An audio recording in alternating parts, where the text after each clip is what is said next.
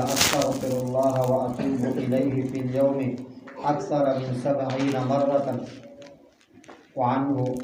وعن المعز المزني رضي الله تعالى عنه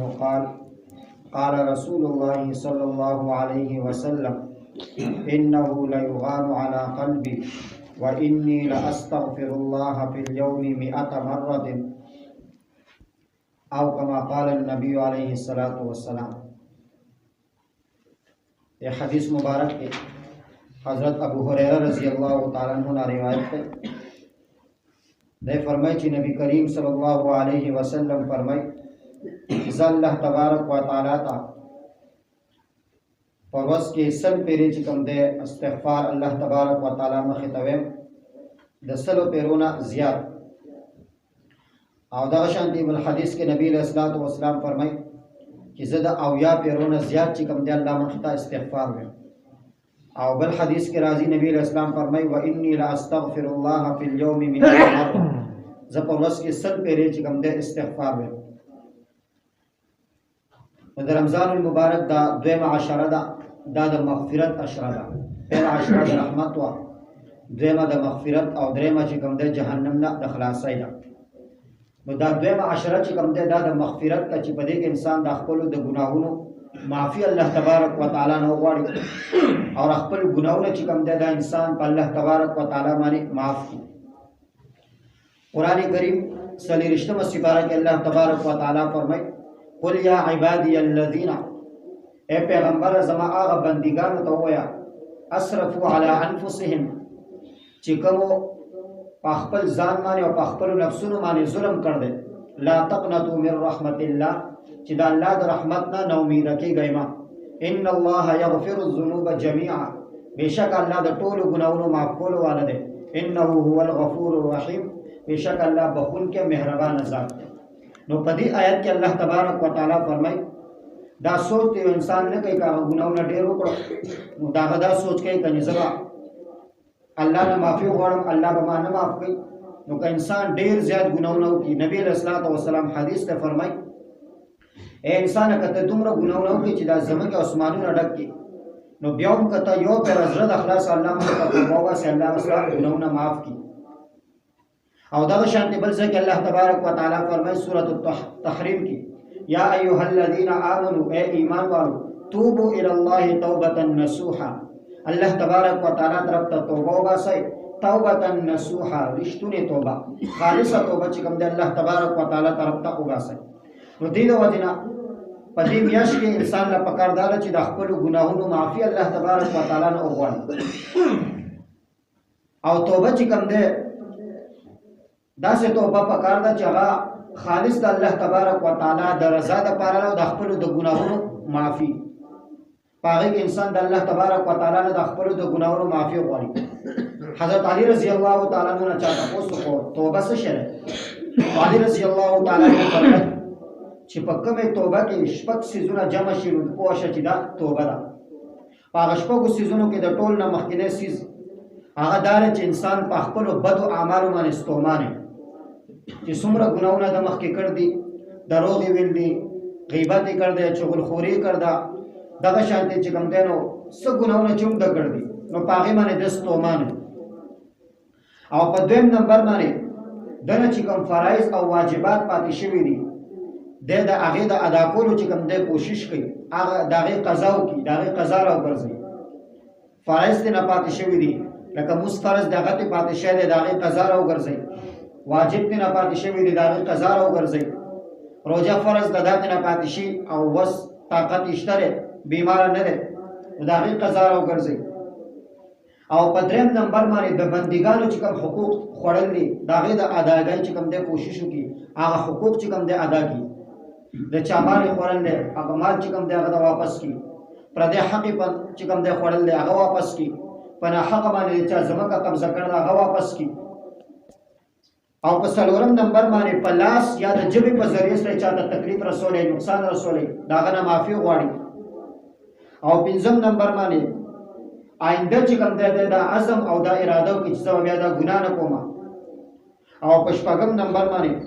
سنگا چی دا خپل زان لی دلے و چی دے پا گناہونو کی اختاو دغه شانت خپل ځان چې کوم دی په نیکای باندې ویني. نو دا شپږ سيزونه چې په کمې توبه کې راجب شي، نو علي رضی الله تعالی عنہ فرمایي چې دا توبه ده. نو په شپږو سيزونو کې چې کوم دی نو ټول نه مخکینی سيز دار چې انسان په خپل اعمال باندې ستومانه یو خو خالی په جبه باندې چې کوم دی توبه کوي انسان، نو هغه توبه نه د اصل توبه دار چې ستا په زړه کې چې کوم دی ستومانتیا پیدا شي په هغه ګناهونو باندې چې کوم تا کړ دي، ته د الله مخې ته چې کوم دی خپل هغه ګناهونه وشمارې چې یا الله ما دروغ ویل څه کوي، نو وروسته به زه نه وایم زما توبه ده یا الله ما معاف کړي، او ستومانه یې په زړه کې په هغې ګناه باندې. دغه شانتې چې کوم دی نو چاله دې دوکه ورکړ ده، اوس چې کوم دی په هغې باندې ستومانه او د الله مخې ته چې کوم دی معافي غواړي، نو د ټولو نه مخکې چې کوم دی ستا په زړه کې ستومانتیا چې کوم دی په هغه ګناه باندې راشي، او دویم ستا نه فرایض پاتې شوي دي، واجبات پاتې شوي دي، نو د هغې کوشش وکړه هغه فرایض او واجبات چې کوم دی هغه ادا کړه. نو توبه صرف په دې باندې نه ته نه معاف کېږي چې صرف چې کوم دی ته بس د الله نه معافي غواړي، دا شرایط چې کوم دی په دې شرایطو باندې توبه وباسې نو ستا توبه به الله قبلوي. ستا په زړه کې د ګناهونو چې کوم دی ستومانتیا راشي، فرایض واجبات ستا نه پاتې شوي دي، د هغې قضا وکړي، پردی حق ته خوړل دی هغه ادا کړي، تا پردی ځمکه قبضه کړ ده هغه چې کوم دی په هغې باندې چې کوم دی نو تا خپله قبضه اچوله، هغه ستا چې کوم دی په قبضه کې راغلی ده، هغه چې کوم دی پردی حق دی، پردی ځمکه ده، او ته چې کوم دی الله مخې ته جاړې او د الله نه د ګناهونو معافي غواړې، په داسې باندې معافي نه کېږي. مخکې به چې کوم دی نو پردی حق ورکوي، چا نه د قرض اخیستی او قرض چې کوم دی هغه وس نه رسي او قرض نه ورکوي، او د الله نه معافیانې غواړي چې الله ما معاف کړه، نو الله به درته خپل حق معاف کړي، لیکن دا پردی حق دا به تا ته نه معاف کړي. دې د وجې نبي علیه السلام وسلام فرمایي که یو سړی د الله په لاره کې جهاد وکړي او د الله په لاره کې هم دی شهید شو، نو دی به چې کوم دی د الله ټول ګناهونه معاف کړي الا الدین، سوای د قرض نه. قرض به الله تبارک وتعالی نه معاف کوي. نو دې د وجې نه که پردی حق دی خوړلی، قرض دی اخیستی، نو هغه چې کوم دی ادا کړه. ټول نه مخکې کوشش دا پکار ده چې انسان د قرض اخیستو چې کوم دی کوشش نه کوي څو پورې چې د مجبورۍ حالت نه راغلی. ځکه بعض علماء دې ځای پورې لیکلي دي چې انسان ډېر چې کوم دی اوبو سره ډوډۍ خوري، لیکن دی د قرضو اخیستو کوشش نه کوي. د هغې وجه دا ده چې د قرضو په وجه باندې دی په ډېرو ګناهونو کې اخته کېږي. لکه قرض دی واخلي، چاته به ووایي زه به تاله میاشت نه وروسته راکوم، نو بیا چې کله میاشت پوره شي نو دی به هغه ته وایي چې اوس خو ما څخه نشته، بل وخت کې به دله راکړم. نو که داسې کوي نو یو خو د دروغ ووایي، بل ته چې کوم دی وعده خلاف ورزي وکړه، نو دغه شانتې چې کوم دی نو دوکې به ورکوي هغه له. نو یو خو چې کوم دی قرض دی اخیستلی، پردی حق د باندې دی، او دویم د هغې دپاره چې کوم دی نو ته دروغ وایي. نو دې د وجې نه علما لیکي چې که ستا وس رسي نو ته چې کوم دی نو اوبو سره ډوډۍ خوره، لیکن ته پردی قرض چې کوم دی دا په ځان باندې مه اړوه، او پردی قرض چې کوم دی نو دا مه اخله. نبي علیه الصلاة والسلام قرض اخیستی دی، لیکن دا ده چې بیا ستا په زړه کې دا اراده چې دا پردی قرض به زه ورکوم، او ستا یو ضرورت او مجبوري نو هغې دپاره قرض واخلي. نن خلک چې کوم دی فضول خرچیانو دپاره قرض اخلي، خاص طور باندې په ودونو کې موږ څومره فضول خرچي کوو، او هغې له موږ څومره قرض پیسې اخلو. نو دا سوچ چاته دی که زه مړ شم نو دا قرض به زما څوک ادا کوي؟ د لکو په حساب باندې قرض وي،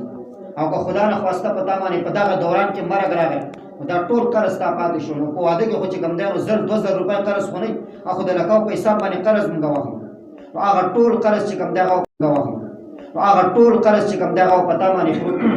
نبي علیه الصلاة والسلام مخې ته جنازې راغلې، نبي علیه الصلاة والسلام تپوس وکړی چا حق پې شته؟ نو چې صحابه به ووایي او زموږ حق پې شته، نبي علیه السلام به شاته شو، نبي علیه السلام به وایي د ده جنازه زه نه کوم، په ده باندې قرض دی. نو بیا به صحابو چې کوم دی ذمهواري واخیسته چې د الله رسوله د ده قرض به زه ورکوم، زه یې ذمهوار یم، خو ته د ده جنازه وکړه. نو نبي علیه السلام د قرضداري جنازې نه هم انکار کړی، د قرضداري جنازه به نبي علیه الصلاة والسلام نه کوله. نو دې د وجې نه ځکه علما چې کوم دی بار بار چې کوم دی دا وایي د ودونه چې کوم دی دا د شریعت مطابق وکړي، نو د شریعت مطابق شي نو خرچه به د باندې کمه راشي، نو کمه خرچه د باندې راله،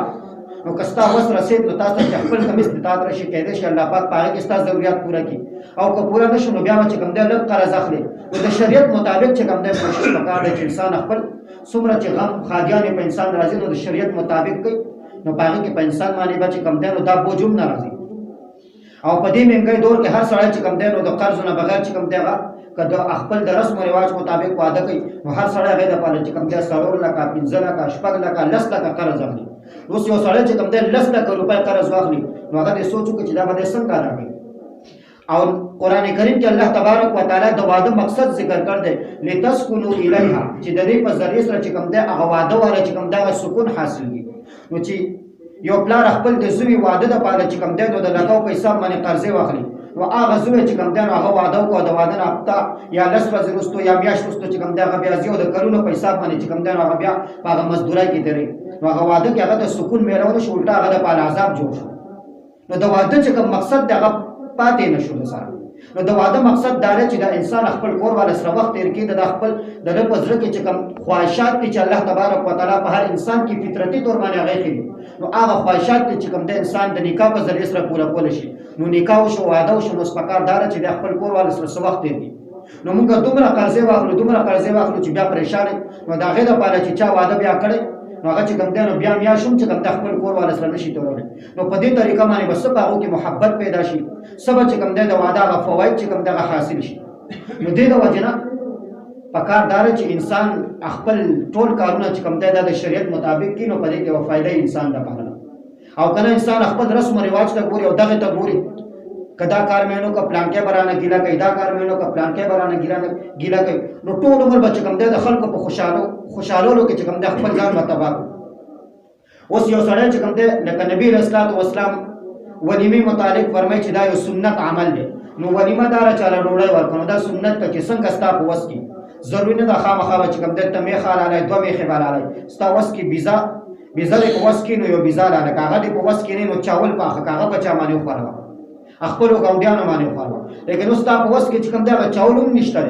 لیکن هغه د پاره چې کوم دی ته صرف د خلکو نه خلاصې دوه په ځمانه چې خلک په ما پورې خان دي ما سره خبرې کوي